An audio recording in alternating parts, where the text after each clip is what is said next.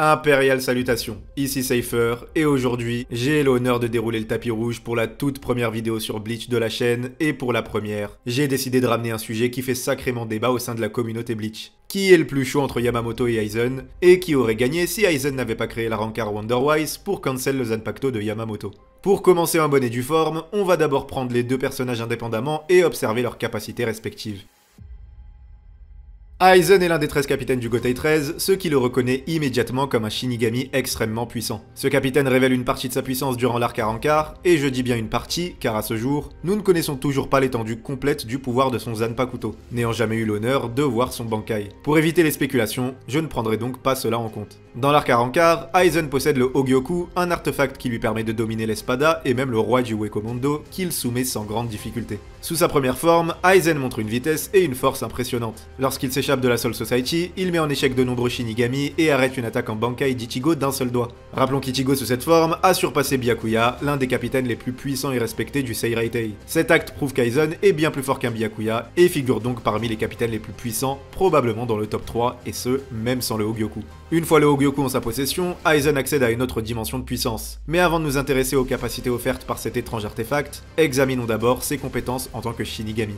Premièrement, les capacités de son Zanpakuto. Kyokatsugetsu est le Zanpakuto d'Aizen, et son activation permet d'entrer en Shikai, la première et dernière forme qu'on aura le droit de voir du Zanpakuto d'Aizen. La capacité spéciale de Kyokatsugetsu est l'hypnose absolue. Une fois qu'une personne a vu l'activation du sabre, Aizen peut manipuler leurs 5 sens, créant des illusions incroyablement réalistes. Ces illusions peuvent tromper les perceptions de tout, des objets à l'environnement, en passant par ses alliés. Ce qui est assez pervers avec ce Shikai, c'est qu'il est pratiquement impossible de détecter ou de voir à travers les illusions, même pour des utilisateurs expérimentés avec une forte pression spirituelle. Ce qui signifie que même des Shinigami de niveau capitaine peuvent ne pas savoir s'ils sont pris dans l'illusion, et ils ne peuvent pas non plus savoir à quel moment Aizen a activé son Shikai. Toutes ces capacités montrent que même en tant que simple Shinigami, Aizen est un véritable monstre. D'ailleurs, il arrive à vaincre sans problème plusieurs capitaines à lui tout seul rien qu'à l'aide de son Kyokatsugetsu, sans l'activation de son Hogyoku. En termes de puissance pure, son Zanpakuto n'est peut-être pas le plus puissant, mais comme il le dit, son Zanpakuto, grâce à son pouvoir, peut battre des Shinigami avec des Zanpakuto plus puissants que le sien. Bon, là, on passe à un autre level. Déjà que sans ça, il peut gérer une bonne partie du Gotei 13 à lui tout seul, alors avec le Hogyoku en sa possession, spoiler alerte, mais Aizen est quasiment invincible. Aizen fusionne avec le Hogyoku, une petite sphère de couleur bleu-violet, composée d'une matière unique, pensée pour être capable de supprimer les frontières entre Shinigami et Holo, permettant à l'une des races d'atteindre les pouvoirs de l'autre. Enfin, c'est ce que l'on pensait au début. S'il a permis de briser ces frontières, c'est parce que c'était le désir de Kisuke Urahara. Car en effet, son véritable pouvoir réside dans sa capacité à sentir les cœurs de ceux qui l'entourent, et de matérialiser leurs désirs les plus profonds. Vous l'avez compris, avec ce bijou en main, Aizen peut littéralement transcender son état et atteindre des formes de plus en plus puissantes, brisant les limites individuelles et existentielles. Je vais pas aller dans le détail pour le moment, mais sachez que cette capacité du Hogyoku va être très importante pour le dénouement de ce combat. Yamamoto Genryusai est le Shinigami le plus puissant du verse et de très loin. Pendant 1000 ans, aucun Shinigami n'a réussi à s'asseoir à sa table. Expérience militaire, maître dans l'art du maniement de l'épée et des incantations, niveau puissance, Aizen ne lui arrive certainement pas à la cheville. Mais pourquoi est-il si chaud? Bah déjà, grâce à son Zanpakuto. Yojinjaka est le plus ancien et le plus puissant Zanpakuto de type feu. Lorsqu'il est activé, il enveloppe l'utilisateur d'une aura de feu intense, capable de réduire en cendres presque tout ce qu'il touche. La chaleur émise est si intense qu'elle peut faire fondre les paysages environnants et créer des murs de feu impénétrables. Contrairement à Aizen, on connaît son Bankai, donc on peut et on doit le prendre en compte. Zanka no Tachi concentre les flammes de Ryujinjaka dans la lame, qui semble brûler tout ce qu'elle touche. L'activation de son Bankai est si dangereux que Yamamoto ne l'utilise jamais, car la chaleur émise par son épée pourrait consumer toute la Soul Society ainsi que lui-même, d'autant plus qu'il possède plusieurs techniques destructrices. Anka no Tachi Igachi Kyokujitsujin, en français épée du soleil levant, est une technique où la lame absorbe les flammes de Ryujinjaka et tout ce qu'elle tranche est instantanément réduit en cendres. Ensuite, Zanjitsu Gokui, en français prison des flammes de l'enfer, est une technique qui consiste à envelopper le corps de Yamamoto dans une armure de flammes qui brûle à 15 millions de degrés, rendant ton contact avec lui mortel. Il y a également Jumanokushi Daisojin, en français grand cortège de 10 trillions de flammes, qui réanime les cendres des morts tombés au combat par Ryujinjaka, les transformant en armée de morts vivants. Puis pour terminer, la technique Kita Tenshi Kaijin, en français ciel et terre en cendres, qui libère une attaque concentrée en une seule frappe, capable de réduire instantanément en cendres tout ce qui se trouve sur son passage. Et déjà qu'un simple coup d'épée en mode Bankai a le même effet qu'un coup de poing sérieux de Saitama, j'ose imaginer les dégâts de cette attaque, qui a déjà prouvé qu'elle était cosmique quand Yamamoto tue d'un seul coup le Stern Ritter de Lloyd. Enfin bref, le plus dangereux Zanpakuto est de loin, avec un Bankai qui dépasse l'entendement. Mais si c'était que ça, même sans son Bankai et même sans son Zanpakuto, c'est le plus gros monstre du verse quand même. On le voit quand Wonder Wise le prive de son pouvoir, et que même sans son arme, Yamamoto fout une raclée à main nue à la Rancard, avec une tripotée de direct dans l'abdomen. Je sais même pas pourquoi ce débat existe, Yamamoto est beaucoup trop chaud, et il n'a pas son égal dans l'univers de Bleach. Évidemment, si c'était aussi simple, il y aurait aucun débat, mais il n'y a pas encore de consensus vis-à-vis de la question sur qui est le plus chaud entre les deux, alors je vais vous apporter une réponse définitive. En effet, un combat entre les deux a déjà eu lieu, mais un combat vachement déséquilibré et qui reflète assez peu la réalité. Ou pas. Bah oui, on peut reprocher à Aizen d'avoir un peu triché en créant un Arrancar dans le seul but de neutraliser les flammes surpuissantes du vieux Yamamoto, cependant, il a quand même réussi à le vaincre par la ruse, et ce, assez facilement. Sa stratégie consistait à concentrer toutes les flammes de Ryujin Jaka dans son Arrancar, en comptant sur le fait que Yamamoto interviendrait pour éviter la destruction de la ville. Ce n'est pas la stratégie la plus ingénieuse pour vaincre un adversaire comme Yamamoto, d'autant plus que le vieux était prêt à faire d'innombrables sacrifices pour éliminer Aizen, quitte à réduire en cendres tous les capitaines présents autour de lui. Finalement, Yamamoto s'est sacrifié pour protéger la ville. Malgré cela, Yamamoto a quand même réussi à faire stresser Aizen avec un Hado de niveau 96, le brûlant légèrement car Aizen n'était pas prêt pour cette boîte secrète. Mais pour que le combat soit vraiment équitable, il faudrait repartir à zéro. Ce duel n'était qu'un aperçu car ni le Bankai de Yamamoto, ni le plein potentiel du Hogyoku n'ont été déployés. Par conséquent, on ne peut pas déterminer qui est le plus fort uniquement à partir de ce sparring, d'autant plus qu'Aizen a utilisé des subterfuges assez vicieux. Alors si un combat avait lieu entre Yamamoto Genryusai et Aizen Sosuke, qui remporterait la victoire? Eh bien Aizen le dit clairement, s'il avait affronté Yamamoto de front, le pouvoir du vieux aurait surpassé le sien. Pour le vaincre, Aizen a dû trouver un moyen de lui retirer son pouvoir, ce qui semblait être la seule méthode efficace pour le neutraliser, Yamamoto représentant la seule véritable menace pour lui. L'illusion d'Aizen ne semblait pas suffire pour contrer les capacités et l'expérience de Yamamoto, comme le montre le moment où ce dernier se laisse intentionnellement planter pour vérifier que l'illusion d'Aizen n'est pas efficace, en sentant réellement la lame emplie de pression spirituelle le transpercer. Néanmoins, ce point reste sujet à débat concernant l'efficacité de l'illusion du Zanpakuto d'Aizen. Cependant, si Yamamoto n'avait pas été neutralisé par Wonder Wise et qu'il était entré en mode Bankai, il est probable que l'illusion d'Aizen n'aurait pas été suffisante pour le vaincre. Donc si un combat frontal avait éclaté et qu'Aizen avait déployé son Shikai ainsi que les pouvoirs de son Hogyoku,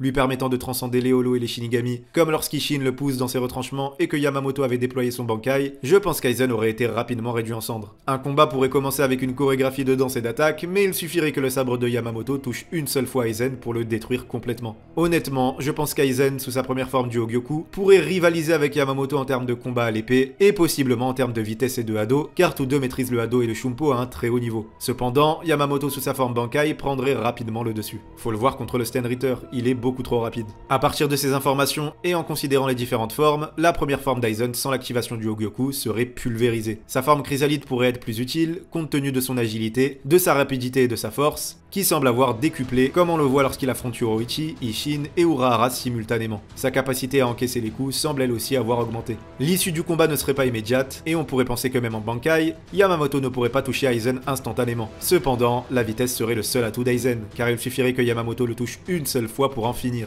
Évidemment, il n'aurait même pas besoin d'utiliser les 4 points cardinaux de son Bankai, aucune technique spéciale ne serait nécessaire pour vaincre Aizen. Concernant sa forme Papillusion, Aizen pourrait surprendre Yamamoto avec une vitesse encore plus grande que précédemment. Comme on le voit face à Ichigo lors du combat final, il devient surpuissant, et s'il parvient à toucher Yamamoto, il pourrait le blesser. Mais le problème est qu'il faudrait qu'Aizen réussisse à atteindre Yamamoto. En Bankai, la pression spirituelle de Yamamoto se matérialise en un feu de 15 millions de degrés. Autant dire que c'est impossible pour Aizen de s'approcher suffisamment pour le blesser de front. Même dans sa forme papillon, si Yamamoto touche Aizen avec le bout de son épée contenant toutes ses flammes, ce serait la fin pour lui. Le Bankai de Yamamoto dépasse l'entendement et les limites de l'univers de Bleach, rendant impossible pour Aizen de s'approcher suffisamment pour porter un coup décisif. Ensuite, si Aizen atteignait sa forme finale contre Yamamoto, là on pourrait vraiment débattre. Aizen, dans cette forme, semble pratiquement imbattable. La moindre boule d'énergie qu'il lance provoque une explosion nucléaire, et cela ne lui demande aucun effort. Alors imaginez plusieurs boules lancées sur Yamamoto à la même vitesse qu'elles ont été lancées contre Ichigo. Je pense que Yamamoto pourrait s'en sortir, mais même en Bankai,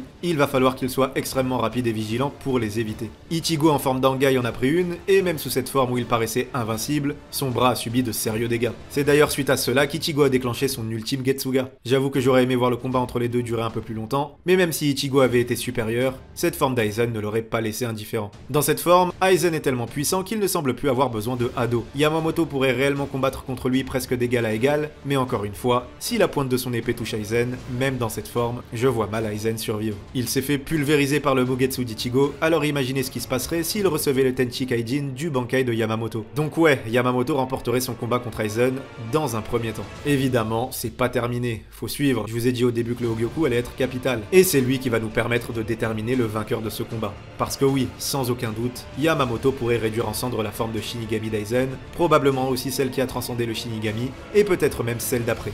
Mais celle d'après, et la suivante. Je pense que vous voyez où je veux en venir. Le problème avec ce maudit Hogyoku, c'est qu'il est beaucoup trop pété. Yamamoto aura beau brûler Aizen, ce dernier reviendra toujours avec une forme encore plus puissante, atteignant un niveau qui, à un moment donné, lui permettra de surpasser Yamamoto. Le Hogyoku matérialise les désirs de son hôte, lui conférant une capacité de régénération infinie et l'immortalité. Et quel est le désir le plus cher d'Aizen? Transcender tous les êtres vivants. Alors oui, le scénario a aidé Ichigo à la fin, laissant supposer qu'Aizen avait abandonné sa volonté de transcendance, mais c'était le seul moyen de le sceller. Mais si le scénario avait été plus honnête, la victoire d'Aizen aurait été totale. Le Hogyoku réalisera toujours ce souhait et le rendra constamment plus fort. Aizen est immortel, tandis que, jusqu'à preuve du contraire, Yamamoto ne l'est pas. Il finira donc par succomber à un moment donné. Aizen a déjà vécu ce scénario, pas contre Yamamoto, mais contre Isshin, où il a dû transcender les Shinigami. Puis Ichimaru a réussi à vaincre sa forme suivante en trouvant un moyen de le tuer. Et qu'est-il arrivé? Grâce au Hogyoku, Aizen a réussi à transcender son état une fois de plus. Même si Yamamoto parvenait à pulvériser le Hogyoku ou à s'en emparer avec son Bankai, comme lorsqu'Ichimaru a tenté de détruire Aizen, ou Ichigo a lancé un Mugetsu sur Aizen, le pulvérisant complètement, mais on a bien vu que le Hogyoku a survécu. Ichimaru, en essayant de le tuer, a simplement forcé Aizen à se transcender encore plus, car la perle est dotée d'une volonté propre. Mais toujours dans une moindre mesure, car il faut quand même que l'autre en ait la capacité. Mais vu qu'on parle d'Aizen, un véritable génie, avec une volonté de transcender à toute épreuve, je pense que ça ne lui posera pas problème. Puis ensuite, il y a aussi Ichigo qui le surpasse. Et que se passe-t-il une fois de plus? Aizen transcende encore son état, devenant un monstre surpassant absolument tout. Mais même si Yamamoto réussissait à surpasser cette forme, le Hogyoku offrirait sûrement un nouvel état à son hôte. Toujours dans la perspective où Aizen n'a pas abandonné sa volonté de transcendance. Quand Ichigo perdait ses pouvoirs, Aizen était déjà en train de se régénérer. Donc si vous remplacez Yamamoto par tous les adversaires d'Aizen que j'ai cités, le résultat serait logiquement le même. Peut-être que Yamamoto aurait eu bien plus de facilité que les autres à vaincre les différentes formes d'Aizen, mais le fait est qu'Aizen se surpasse continuellement, et ce à l'infini. Le seul moyen d'arrêter Aizen était de le sceller et de faire en sorte qu'il abandonne l'idée d'être aussi cheaté. Même la série indique clairement qu'Aizen est imbattable. Alors oui, sans le Hogyoku, Aizen aurait été vaincu par le commandant en chef, mais le Hogyoku a fusionné avec lui. Il est donc indissociable d'Aizen aujourd'hui. Certes, à la fin du combat entre Ichigo et Aizen, le Hogyoku semble rejeter Aizen comme maître, mais il reste collé à lui. Dans l'arc Quincy, Aizen est toujours immortel et surpuissant. Et même si on admettait qu'Aizen n'était pas immortel, il est possible mais difficile d'imaginer Yamamoto remportant le combat contre la dernière forme d'Aizen, où la moindre petite boule d'énergie provoque l'équivalent d'une explosion atomique, détruisant tout le paysage à des kilomètres à la ronde. Cela reste de la spéculation, mais au niveau de la puissance, Aizen dans sa dernière forme, ayant transcendé les Holos et les Shinigami, pourrait potentiellement rivaliser avec le Bankai de Yamamoto. Cela aurait été un combat épique si Aizen n'avait pas joué la sécurité en créant Wonderwise, mais je pense quand même que cette forme n'aurait pas suffi contre Yamamoto. Mais voilà, Aizen sort grand vainqueur de ce combat, et ce n'est pas du tout honteux pour Yamamoto, qui réussirait à détruire plusieurs formes d'Aizen rien qu'avec son sabre. Malgré tout, même si Aizen est supérieur aux autres par essence, il reste bien plus faible que Yamamoto et a besoin d'un objet extérieur pour transcender sa race et sa puissance. De plus, Yamamoto est bien plus vieux et a eu bien plus de temps pour perfectionner sa technique et augmenter sa pression spirituelle au fil des années. Chacun fait donc avec les moyens et les chances dont il dispose. Mais attendez, c'est pas terminé. Aizen a gagné le combat MMA, mais qu'en est-il du combat intellectuel? Qui des deux a raison dans sa vision de penser le monde? Puisqu'en effet, ces deux personnages ont une vision du monde diamétralement opposée, et c'est en ça que le combat va être le plus intéressant. C'est ce que nous allons voir dans la seconde partie de cette vidéo.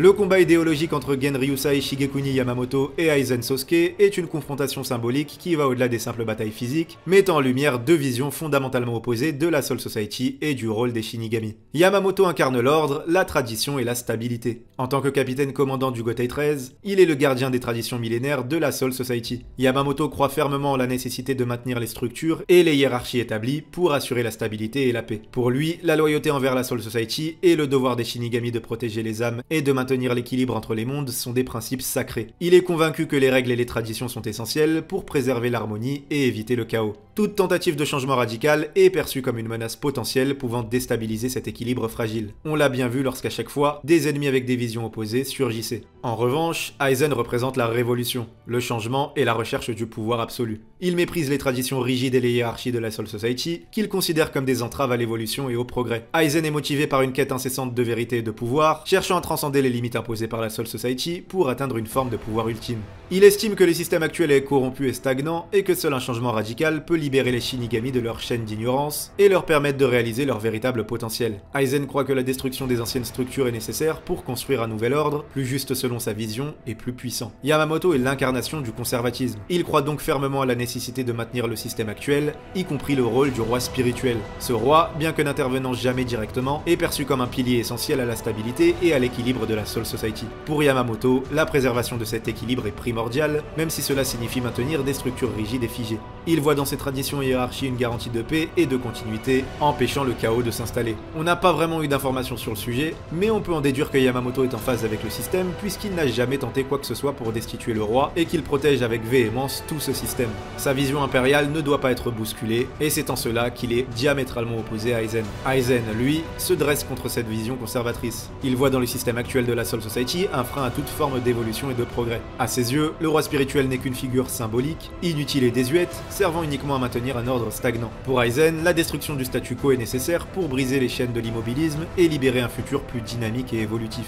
Il considère la vision de ceux qui se laissent aller par le courant comme une vision de perdant. Dans l'univers de Bleach, les visions de Yamamoto et Aizen représentent donc deux extrêmes, la stabilité conservatrice et le changement radical. Déterminer laquelle de ces visions est la plus pragmatique nécessite une analyse de leur impact sur la Soul Society et ses habitants. Dans ce contexte, si l'on devait déterminer un vainqueur sur le plan idéologique, il est crucial de considérer les conséquences de chaque vision. Yamamoto, avec son attachement aux traditions et à l'ordre, offre une stabilité rassurante, mais peut-être au prix de l'immobilisme et de la stagnation. Sa vision offre un environnement prévisible et sécurisé. En maintenant les structures et les hiérarchies existantes, il assure une continuité qui préserve la paix et l'équilibre entre les mondes des vivants et des morts. Son approche garantit la sécurité et la préservation des acquis, mais elle peut également étouffer l'innovation et le progrès, laissant les problèmes systémiques, tels que les rigidités bureaucratiques et les inégalités non résolues. Mais pour Yamamoto, ce respect est primordial. On le voit bien avec la hiérarchie au sein de la Soul Society, et surtout au sein du Gotei 13, où le système des divisions est la représentation de la vision de Yamamoto. Plusieurs divisions avec des hiérarchies et un vice-capitaine qui respecte divinement le capitaine, ainsi que toute la division qui se plie à la volonté du capitaine et de leur vice-capitaine. À l'opposé, Aizen, avec sa vision révolutionnaire, propose un changement radical qui promet une libération des anciennes contraintes et une nouvelle ère de puissance et de connaissance. Sa vision ambitieuse cherche à briser les limitations imposées par les traditions et à libérer le potentiel des Shinigami et de la Soul Society.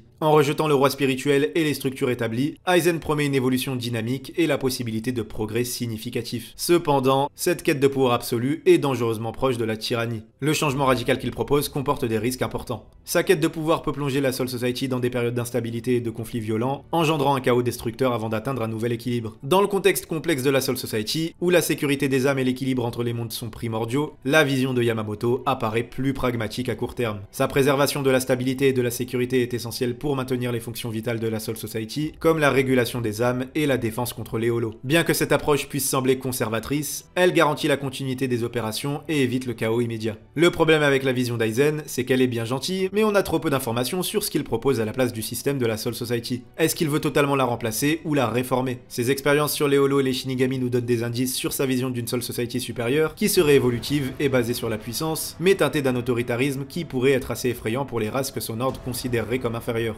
Cependant, l'arc Arrancar démontre qu'Aizen, bien qu'il croit en la nécessité d'un leader transcendant pour constituer un groupe, n'est pas tyrannique envers ses subordonnés. Une hiérarchie est établie et il est appelé maître, ce qui montre qu'Aizen croit fermement en une société où un chef doit être au sommet. Contrairement au roi spirituel, Aizen se voit comme un leader proactif et charismatique, guidant les masses en leur offrant un projet, un but, les élevant vers des plus hauts sommets. Aizen, à travers l'Oe Commando, illustre sa vision de la Soul Society. Contrairement à l'ancienne version, où le chef n'offre aucun objectif à ses sujets, sinon d'exister et de rester tels qu'ils sont, accomplissant uniquement ce pourquoi ils ont été nommés, Aizen promeut l'idée de s'élever. La Soul Society, selon Aizen, serait donc une société évoluant constamment, car pour lui, la prospérité réside dans l'évolution. Pour résoudre les problèmes inhérents à la Soul Society, l'évolution est indispensable, mais cela nécessite un renversement. Aizen sait que l'idéologie impériale de Yamamoto gangrène toute la Soul Society. Pour la purifier, il faut la remplacer par des lieutenants partageant sa mentalité de gagnant et promouvant sa doctrine eugéniste. Selon sa vision de l'univers de Bleach, cet idéal est indispensable pour que le monde fonctionne correctement et également pour qu'il fonctionne selon sa vision. Aizen pourrait potentiellement être un tyran, mais on manque encore trop d'informations sur ses aspirations pour la Soul Society, alors j'éviterai de trop me prononcer. Cependant, il est également crucial de reconnaître que la vision de Yamamoto pourrait être enrichie par des réformes progressives pour résoudre les inefficacités et les injustices systémiques. Par exemple, la Soul Society, bien qu'étant une société garantissant aux âmes de vivre visiblement visiblement assez libre, elle est aussi visiblement une société où les conditions et niveaux de vie sont assez discutables. Par exemple, le Rokangai a l'air bien plus pauvre que le Seireitei. Une piste pour nous montrer que la vision de Yamamoto est peut-être un peu trop étroite et traditionnelle, empêchant toute perspective d'évolution sur le plan politique et philosophique. On a donc une société centralisée, basée sur ce qui s'apparente à un empire, où les classes sociales vivent dans l'inégalité de conditions.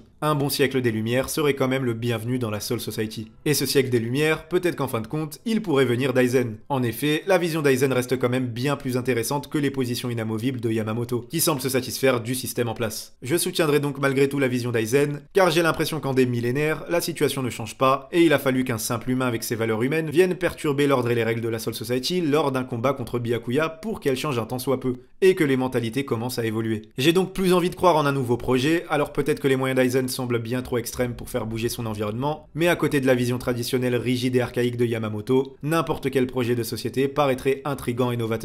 Pour ce deuxième combat opposant les deux visions, je me contenterai donc de les mettre à égalité, puisque je me dois d'être objectif, dû au manque d'infos tangibles d'Aizen vis-à-vis de son projet qui reste intrigant, et dû à la stabilité apparente du système dont se satisfait Yamamoto, qui reste néanmoins beaucoup trop stagnant et obstructif à mon goût. Les gars, j'espère que la vidéo vous aura plu. Bleach reprend de plus belle avec l'arc Quincy et potentiellement l'arc Enfer qui va bientôt popper, alors on va avoir de quoi discuter. Sur ce, je vous dis à la prochaine, portez-vous bien, bye.